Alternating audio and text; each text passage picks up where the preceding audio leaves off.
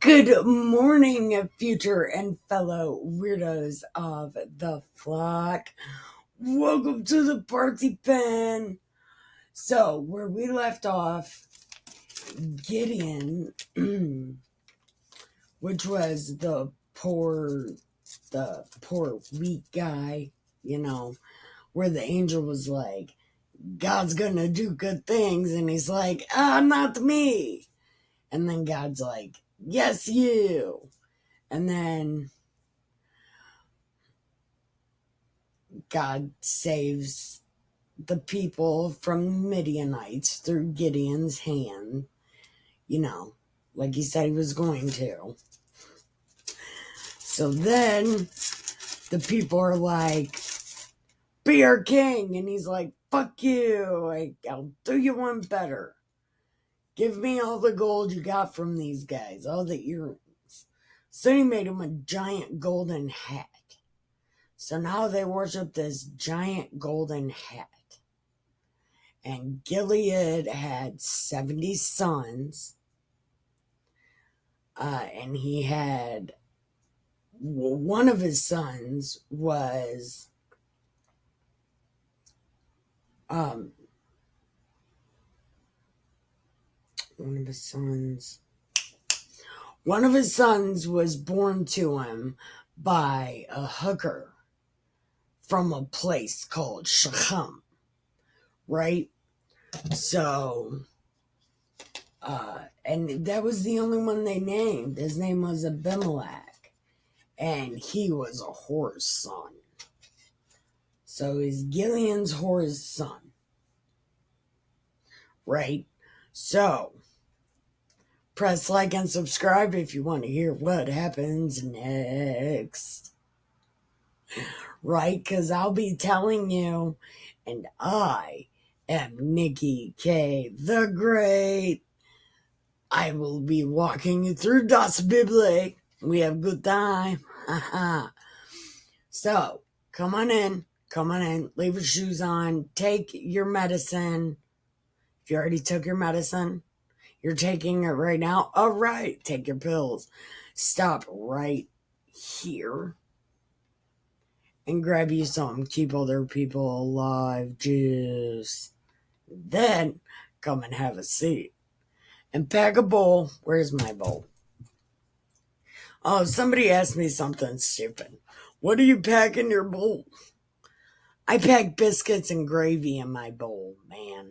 That's what the fuck I want in my bowl. Biscuits and gravy. You can pack this bowl too. It's had oatmeal in it. But you can pack this one too if you want. I don't give a fuck. But you people who've got a brain and a sense of humor, you can pack that bowl. Then smoke a cigarette and come and join me because we are going to be smoking it, reading it, and drinking it. And if you want to be a smartass, then you can eat a bowl of fucking biscuits and gravy and have a good time. Thank you for helping me get the outside cats. They was teasing the dog across the street. Man, they fucking drive him nuts. So, thank you for helping me get them cats away from that dog that they were driving insane. They were just sitting in front of the gate, and he was just standing there barking at them through the gate. So we had to go get them. So thank you. It was a great time. Good time. Okay. And we might only get through one chapter today because it's a fucking pretty long chapter. So it starts off with Abimelech, Gilead's son, who was born to him through the hooker. Okay. And remember, this woman is from Shechem. Actually, Shechem. Come on. Come on. You're taking too much time. Come on. Come on. Oh my God. You're taking forever on purpose. Are you coming? Come on. Oh, you're shit. Come on.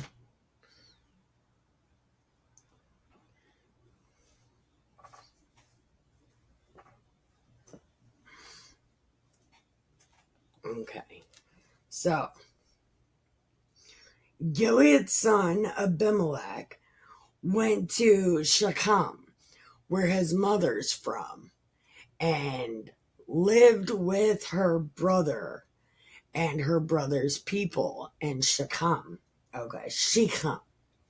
And he said, listen, speak into the ears of all the men of this place, right? And tell them, would you rather live under the many different rules of 70 men or just the rules of one man? How about I be that one man? And the men were like, that's a great idea. That's a good idea. So they took some money from the treasury of their god, Baal. Baal something, something, something, right? And they took the money from that temple and they gave it to Abimelech to hire some ruffians. So he hired some ruffians and they went and killed 68 of his brothers, 68 of his brothers. Well, the youngest lived, and the youngest one lived because he hid himself. Okay. So Abimelech becomes king of these people. Okay. So then Jotham, he stands on top of a mountain and he's like, hey, fuck what? Listen, assholes, I got something to say. Right? And then he says, the trees of Lebanon went and asked an olive tree, will you be a king over us? And the olive tree was like, fuck y'all, you're not trapping me. So then they went to the fig tree and was like, will you be our king? And the fig tree was like, nah, fuck y'all, not even doing it. And then the trees went to a vine and said, what about ruling over us? And the vine was like, bitch, please.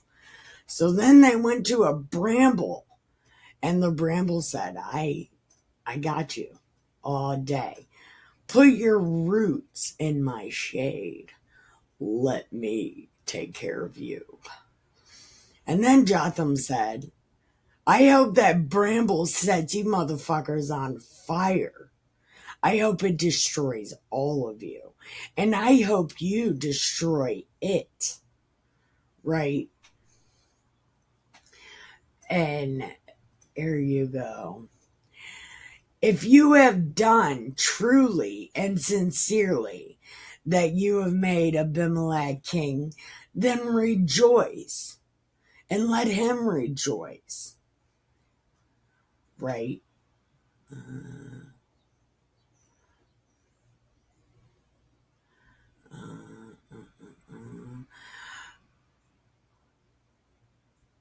My father fought for you and adventured his life far and delivered you out of the hands of Midian. And you have risen up against my father's house this day and slain his 70 sons upon one stone, and made Abimelech, the son of a whore, your king. Okay? But, but again, if you have dealt truly and sincerely, rejoice with each other. But if not, let fire come from Abimelech and devour the men of Shechem and the house of Milo. And let fire come from the men of Shechem and from the house of Milo and devour Abimelech. And then Jotham ran away and fled to a place called Beer. And he dwelt there because he feared Abimelech, his brother. And when Abimelech had reigned 3 years over Israel, God sent an evil spirit between Abimelech and the men of Shechem. And the men of Shechem dealt treacherously with Abimelech. Okay, so I forgot about this story until just now because I thought Saul was their first king, but apparently this guy, this horse son, is at the actual first king. And I thought also, because in the story of Saul, God sends an evil spirit on Saul. And again, I forgot about this story and I only remember that.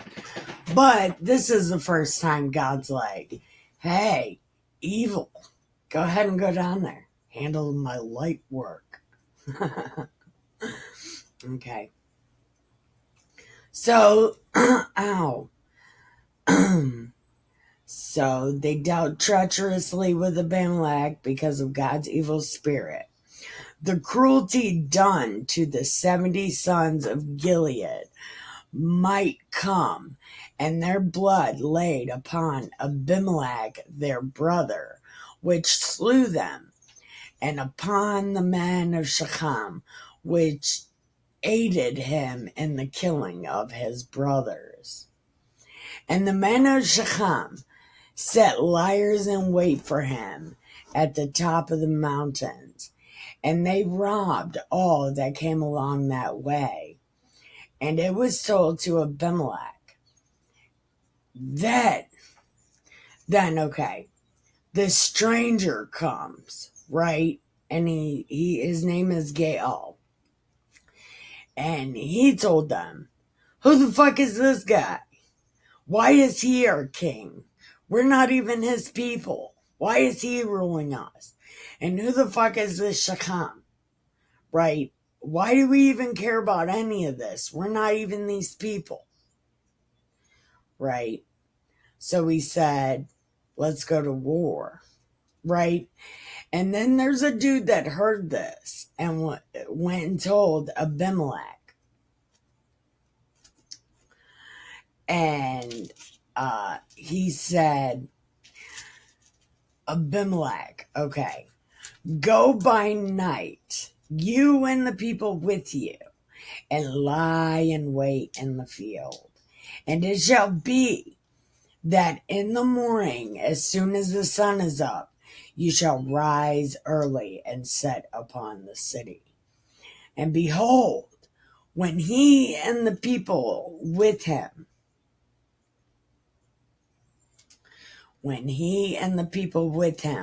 come out against you, then you may do to them as you want. And Abimelech rose up, and all the people that were with him by night, and they laid against Shechem in 4 companies. Okay. And then Gaal went up and stood in the entering of the gate. And Abimelech rose up, he and the people with him. And when Gaal saw the people, he said to Zebul, and this is the one that told Abimelech what was going on. And he said, listen, there's people coming. And Zebul was like, nah, that's just the wind. And he's like, nah, people are coming. And Zebul's like, no, it's just the wind. It's just the shadow of the trees. And then Gaal said again, man, there's people coming. And Zebul turned at him and said, I thought you had a big fucking mouth. I thought you were gonna fight, right? I thought you were gonna fight because you didn't like this guy. So go fucking fight. And Gaal went out before. And Gaal went out before the men of Shechem and fought with Abimelech. And Abimelech chased him, and he fled. And many were overthrown and wounded, even to the entrance of the gate. And Abimelech dwelt at Aramumoth, and Zebul thrust out Gaal and his brethren, that they should not dwell in Shechem. So he's like, get the fuck out of here, yo. And it came to pass the next morning that the people went out into the field, and they told Abimelech. And he took the people and divided them into 3 companies, and laid in wait in the field, and looked, and behold, the people came forth out of the city. And he rose up against them and smote them. And Abimelech, and the company that was with him, rushed forward and stood in the entering of the gate of the city. And 2 other companies ran on all the people that were in the fields and slew them. And Abimelech fought against the city all that day. And he took the city and slew the people that were there, and beat down the city and sowed it with salt. And then all the men of the tower of Shechem heard that. They entered into a hold of the house of the god Berith. So they're hiding in the temple. And it was told to Abimelech that all the men of the tower were gathered together. And Abimelech got up and went to Mount Zabon, and all the people that were with him. And Abimelech took an axe in his hand and cut down a bow from the tree, and took it, laid it on his shoulder, and he said to the people, do what the fuck I did, okay, and come with me. And all the people likewise cut down every man a bow and followed, and put them to the hold, and set the hold on fire. So all the men of the tower died, also 1,000 men and women. Then went Abimelech to Thebez, and encamped against Thebez, and took it. And there was a strong tower within the city, and all the men and women fled there, they of the city, and shut it to them, and got them to the top of the tower. And Abimelech came and went hard to the door of the tower to burn it with fire. And a certain woman, here we go with these badass women again. So a certain woman cast a piece of millstone upon Abimelech's head and cracked his skull. And then he told this dude, listen, come kill me. Like, right now, come kill me. Because, like, I will be a motherfucker if I am killed by a woman. So, just kill me. And then when all these scared ass cockroaches saw this, they ran, right? Not cockroaches, parasites. When the parasites seen this happen to the host, they ran away, right? They ran away. Thus, God rendered the wickedness of Abimelech, which he did to his father, and slaying his 70 brothers. And all the evil of the men of Shechem did God render upon their heads. And upon them came the curse of Jotham, the son of Gideon. Okay, we are going to pause right here and we are going to read chapter 10. So, real quick, we're going to check our cats, water our plants, get a refill, go pee, then pack a bowl and smoke a cigarette. We will be right back. Right, Judges, chapter 10. And after Abimelech, there arose to defend Israel Tola, the son of Puah, the son of Dodo, a man of Issachar, and he dwelt in Shamir and Mount Ephraim, and judged Israel 23 years, and died and was buried there.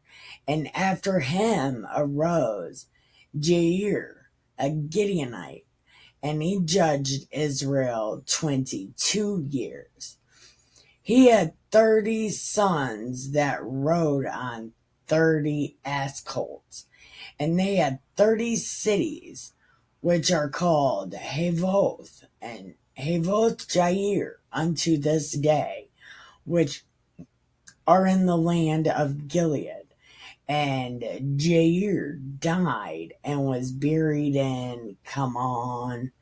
And the children of Israel were evil again in the sight of the Lord, and served Baalim and Ashtaroth, the gods of Syria, the gods of Zidon, the gods of Moab, the gods of the children of Ammon, and the gods of the Philistines, and forsook the Lord and served him not. And the anger of the Lord was hot, and he sold them into the hands of the Philistines and into the hands of the children of Ammon. And the year they vexed, oppressed, 18 years, all the children that were on the other side of the Jordan, in the land of the Amorites, which is in Gilead. Moreover, the children of Ammon passed over Jordan to fight also against Judah, Benjamin, Ephraim, so that Israel was sore and distressed. And the vampires cried to the Lord, saying, "We have sinned against you, both because we forsook you and served Baalim." And the Lord said to the vampires, didn't I deliver you from the Egyptians, the Amorites, the children of Ammon, and from the Philistines, the Zidonians also, and the Amalekites, the Monites, and the Monites did oppress you, and you cried to me, and I delivered you. Yeah, you forsook me again and served these motherfucking gods. I'm not delivering you. I'm not saving you anymore. Go, cry to the gods which you chose. Let them deliver you in the time of your tribulation. And the vampires said, "We have sinned. Do whatever you want to us, right? Just deliver us from these people, please." And they put away the strange gods from among them and served the Lord. And his soul was grieved for the misery of Israel. Don't feel bad for these motherfuckers. They do it on purpose. These guys. Fugazi. Then the children of Ammon were gathered together and camped in Gilead. And the vampires assembled themselves and encamped in Mizpah. And the people and the princes of Gilead said to one another, what man is he that will begin to fight against the children of Ammon? He shall be head over all the inhabitants of Gilead. And we are ending right there. Yeah. Well, how long is chapter 11? Oh, chapter 11 is pretty long. Okay, so we're not going there. This lazy ass fucking cat. Man. I don't fucking know. Anyway. Just real quick. I am not a guru. I am not a life coach. I am not anybody you should take any kind of advice from. No, that I'm mostly just kidding, because I do know lots of things. But don't take parenting advice from me. Don't take life coach advice from me. No kind of shit like that. But you really should drink tonic water with quinine. Find a way to make it taste good and drink it. It'll help you with the Koofy Koof 10 plus 9. Yeah, you should. But other than that, I'm not a guru. I'm a pretend prophet. Dustin told me to stop calling myself that. So, I guess if you want to call me anything, call me pretend. Because I'm not a guru. And I don't want to give you life advice. And I don't want to give you parenting advice. Mostly because I'm a terrible parent. I'm not abusive or anything. I just am very inappropriate. No, I should stop saying that too, because inappropriate means weird shit now. I don't know. Bombastic? Bombastic. They call me Mr. Bombastic. Like that. I'm boisterous. Boisterous. I don't know. I just say fucked up shit. Yeah, I do. I say all sorts of fucked up shit. And my kids are like, ugh, here we go. Well, I mean, you see it. I'm always talking fucked up. So don't take parenting advice from me. I'm not starting any kind of program where I'm going to train you into something. Because no, I'm not. No, I'm not. Don't ever send me money. I mean, you could send me like $5 for a pack of cigarettes. Maybe $10 for a dime sack. But, like, okay, maybe money for a new desk. But there ain't any way to send me any money. Because I'm not much of a Bible hustler. I'm not even hustling the Bible. I'm reading it because this book is great. But eventually, I guess it says a YouTube channel and I probably should be making money. But I don't want to hustle the Bible. I'm not going to sell you anything. I don't fucking know. Man, I don't know what to do with my life. But this Ruby Frankie shit has got me all sorts of fucked up. Because I'm a parent on YouTube and I read the Bible. I'm not really a parent on YouTube though. Like, I'm not really much of a parent. Most of my kids' life I spent in prison. So, I'm not really a parent. And I give very good advice that you should follow never. Oh my God. But this Ruby Frankie shit has me really fucked up. Like, seriously fucked up, because I feel like People are like, oh, it's another Bible hustler. I'm not selling you the Bible. I'm not even selling you a book. I'm not selling you anything. I'm telling a story. So I don't know. But I'm not selling you anything. I'm not a guru and I'm not a prophet. I'm not anything. I'm a dude that's reading the Bible because God's making me. And then it turns out I like this book.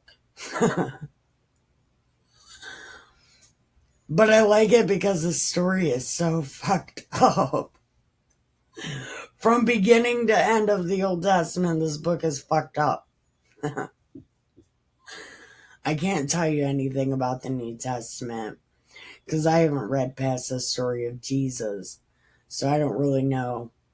Oh, but I know what I have read past the story of Jesus is not anything like Jesus. And I have a real fucking hard time. Because it's Jesus like, be bold. And then these letters are like, be pussies. And then everybody's like, I'm a pussy.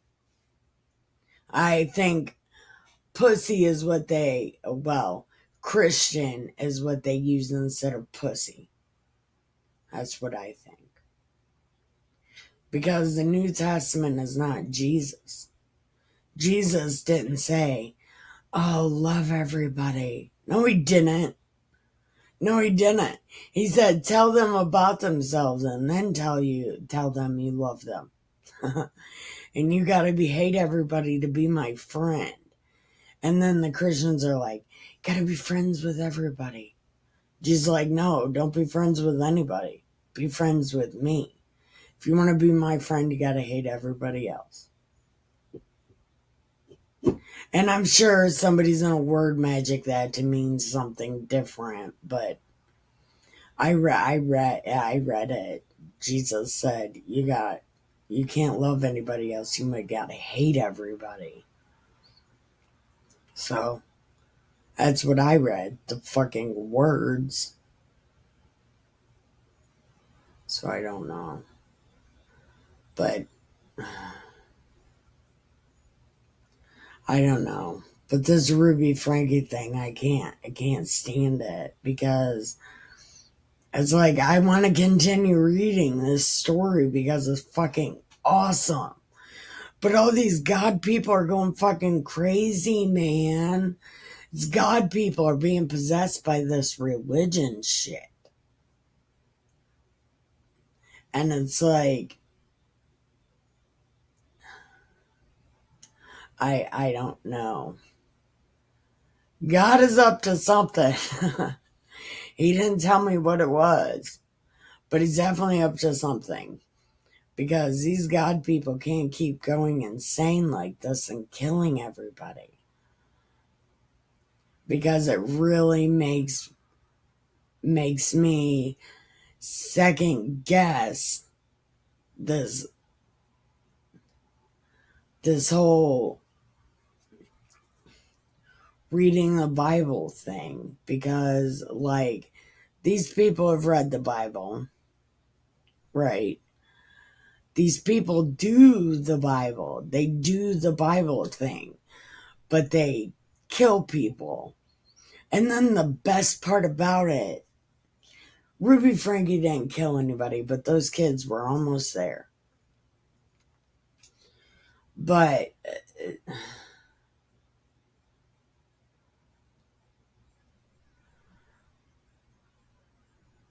I don't know. I don't know how to say what I'm trying to say. I'm not second guessing God or whatever. But I don't exactly know how to. I don't know what I'm trying to say. Well, I know what I'm trying to say. I don't know how to say it. Like, I guess part of me is really I know, I remember what it was. A lot of these people that read the Bible kill their kids because they're afraid their kids are going to go to hell because they read the Old Testament.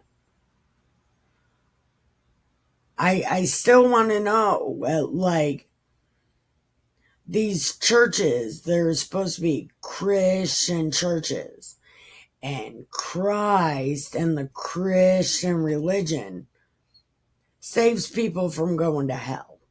You got to get baptized and you got to get saved, right? And then you go to heaven. You got to ask for forgiveness.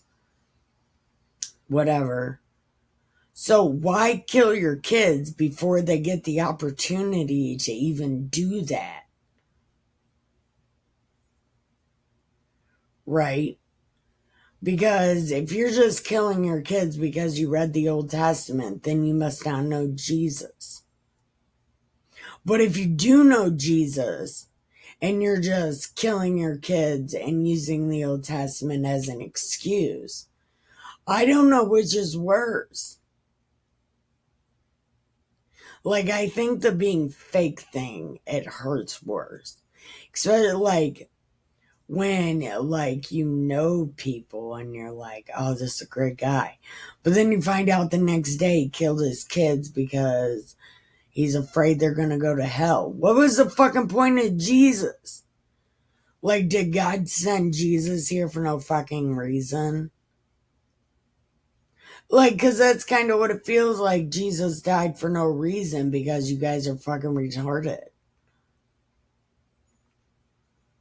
I don't know. Something's happening. And these God people are freaking the fuck out. And it's freaking me the fuck out. Because, like, I get it. I'm reading the Bible for entertainment, not so much for preaching. But I haven't found anything in this Old Testament that would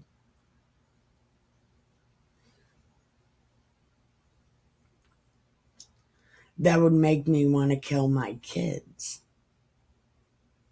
And maybe it's because I kind of know the end of the story because I know the story of Jesus. Maybe that's why the Old Testament is just a book, because I know what happens. Maybe that's what it is. Maybe these people have never read the story of Jesus. I don't know. What do you think? I don't know, but it's freaking me the fuck out. Anyway, thank you for watching. Keep your head down, your nose clean, your shoes tied. Even if other people are fucked up. This is advice I need to tell myself so when I watch this video later, I'll be giving myself advice. Even when people freak you the fuck out, Nikki K, the great, you are still you and you are not them. So don't fucking worry about it. All right.